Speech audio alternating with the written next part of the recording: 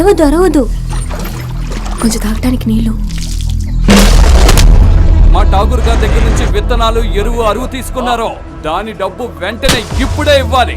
సత్నా ఉత్కడిలో ఉన్న పేద ప్రజల కంటే ఇక్కడున్న ఆదివాసుల జీవితాలు చాలా దారుణంగా ఉన్నాయి. దీనికంతటికీ మూల కారణం మా అమ్మగారే. మనం ఏదో ఒక దారి చెయ్యాలి అమర్.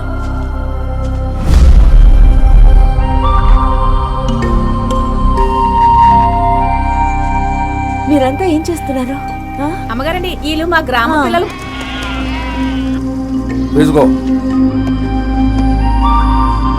మీదట పిల్లల్ని, మేకల్ని కాయడానికి పంపొద్దు.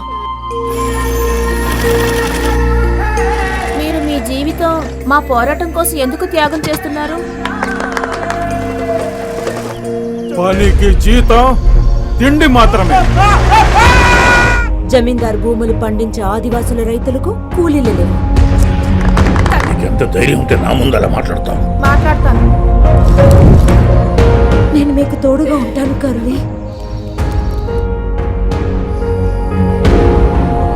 ఈ గ్రామ ప్రజలకి జబ్బు వచ్చినా సరే, వాళ్ళు చచ్చినా సరే, ఆ ఎవ్వరం ఈవిడికెందుకో.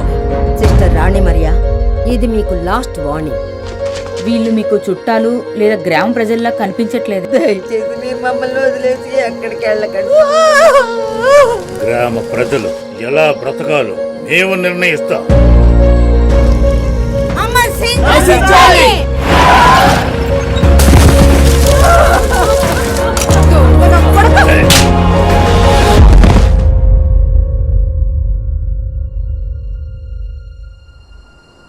ఒకవేళ మనం మన సౌకర్యం కోసం ఇంకొకరికి హెల్ప్ చేయకపోతే మనం అంకితం చేసిన ఈ జీవితానికి అర్థమేంటి చెప్పు?